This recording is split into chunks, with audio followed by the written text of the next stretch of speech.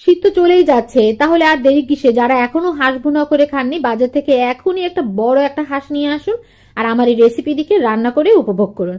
আর হ্যাঁ, হাঁসের গোস্তের সাথে বিভিন্ন পিঠা কিন্তু অসম্ভব মজার লাগে। চালের রুটি, সেয়াই পিঠা, তারপরে সাজের পিঠা, রুটি পিঠা, সব পিঠাই কিন্তু অনেক অনেক মজার লাগে।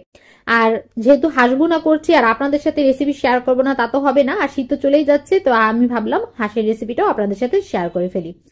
তো আসসালামু আলাইকুম, কেমন আছেন সবাই? আলহামদুলিল্লাহ, চলে এসেছে আরো একটি আপনাদের পছন্দের রেসিপি নিয়ে। রেসিপিটা কেমন হয়েছে সবাই কিন্তু জানাবেন। আর চলুন আমরা মূল রেসিপিতে এখন চলে যাই। হঠাৎ করে রাত্রে 10:30টার দিকে আমার হাজবেন্ড হাঁস নিয়ে চলে এসেছে, দুটো হাঁস নিয়ে এসেছে। তো আমি একটা হাঁস কি করলাম, ভালো করে ক্লিন করে নিয়ে তারপর এটা একটু আগানো ছেঁকে নিয়েছি। ছেঁকে নেওয়ার পর এটাকে আমি খুব সুন্দর করে কেটে কুটে ধুয়ে নিয়েছি। আর আমি একটু আগুনে ছেঁকে নিই, এতে করে হয় কি অবাঞ্ছিত লোমগুলো ওগুলো পুড়ে যায়। এই তো এখন আমি এটা রান্না করে নিব। এই জন্য বড় একটি পাতিলে পর্যাপ্ত পরিমাণে তেল দিয়ে তার মধ্যে পেঁয়াজ কুচি দিয়ে একটু ভালো করে ভেজে নিব। আর ভাজা হয়ে গেলে এক পর্যায়ে আমি এখানে সব রকমের গরম মশলা অ্যাড করে দিব, যেমন এলাচি, দারচিনি, লং এবং তেজপাতা। এই তো সবকিছু দিয়ে আরো কিছুক্ষণ ভেজে নেব। আর এখন আমি এখানে পর্যাপ্ত পরিমাণে দিয়ে দেবো আদা বাটা এবং রসুন বাটা। যেহেতু হাঁসের একটা পুরো হাঁস রান্না করবো, সেই অনুযায়ী পরিমাণ অনুযায়ী কিন্তু আপনি এখানে মশলাটা ব্যবহার করবেন।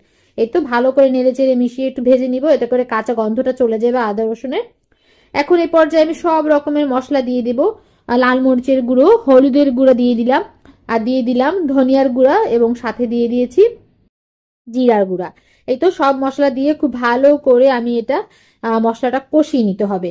আর হ্যাঁ, এখানে আমি কিছুটা জয়ফল এবং জয়ত্রী ব্যবহার করেছি। এই জয়ফল জয়ত্রী দিলে হয় কি হাঁসের গোস্ত থেকে সুন্দর একটি স্মেল আসে, এটা আমার কাছে খুবই ভালো লাগে। এখন আমি পর্যাপ্ত পানি দিয়ে মশলাটা ভালো করে কষিয়ে নেবো। আর হ্যাঁ, আমি লবণ দিতে ভুলে গিয়েছিলাম, আর এখন আমি এখানে স্বাদ মতো লবণ অ্যাড করে দিলাম। আর লবণ না দিলে দেখবেন যে কালারটা, যে কোনো জিনিসের কালার যে আমরা যে রান্না করি রান্নার কালারটা কিন্তু ফুটে আসে না। এই তো মশলাটা কষানো প্রায় হয়ে গিয়েছে। এই পর্যায়ে ক্লিন করে রাখা হাঁসের গোস্তটা এর ভেতর দিয়ে আমি হাঁসের গোস্তের সাথে মশলাটা খুব ভালো করে কষিয়ে নিতে হবে। আর হ্যাঁ, সবসময় আমি বলি যারা নতুন তাদের জন্য, আর পুরাতন আপিরা তো সবাই জানে, আপনি যত ভালো করে কষিয়ে নিবেন গোস্তগুলো ততটাই কিন্তু আপনার এই হাঁসের গোস্ত, গরুর গোস্ত, যা যে গোস্তই আপনি রান্না করেন না কেন খুবই খুবই স্বাদের হবে। তো কষানোটার উপরই কিন্তু রান্নার টেস্টটা নির্ভর করে। আর মশলা তো অবশ্যই আছে, পারফেক্ট ভাবে মশলাও দিতে হবে। এই তো। আর অনেকেই বলে আমরা কিভাবে বুঝবো যে কষানো হয়ে গিয়েছে, তো সেক্ষেত্রে আপনাদের জন্য একটা টিপস হলো, যখন দেখবেন যে রান্নার উপরে তেল উঠে এসেছে তখনই বুঝবেন এটা আমাদের কষানো হয়ে গেছে। এই তো আমি বেশ কিছুক্ষণ প্রায় 10 মিনিটের মতো এটা কষিয়ে নিয়েছি। 10 মিনিটের মতোই প্রায় এটা কষিয়ে নিয়েছি। আর কষানো হয়ে গেলে এখানে আমি পর্যাপ্ত পরিমাণে পানি দিয়ে এটাকে আমি জাল করে নিব 20 মিনিটের মতো। আর হ্যাঁ, একটু বেশি পানি দিতে হয় হাঁসের গোস্তটার জন্য, আর সিদ্ধ হতে একটু দেরি লাগে। আর চুলো রান্না করলে তো এটা তাড়াতাড়ি হয়ে যায়। এই তো দেখুন রান্না কিন্তু আমার একদম শেষের পর্যায়ে। এবার এবার এটাকে 20 মিনিটের জন্য রান্না করে নিব। আর হাঁসের গোস্তের কালারটা কিন্তু অসম্ভব সুন্দর এসেছে, যে লাল লাল ঝাল ঝাল। আর তাছাড়া দেখা যায় হাঁসের গোস্ত কিন্তু একটু ঝাল ঝাল না হলে যে কোনো পিঠার সাথে ভালো লাগে না।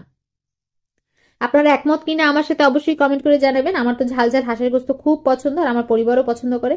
এই তো দেখুন পরিবেশন করে নিচ্ছি অসম্ভব মজার হাঁসের গোস্ত ভুনা, তাই না? তো দেরি কিসের? যাদের খেতে ইচ্ছে করছে এখনই নিয়ে আসুন আর উপভোগ করুন। সবাই ভালো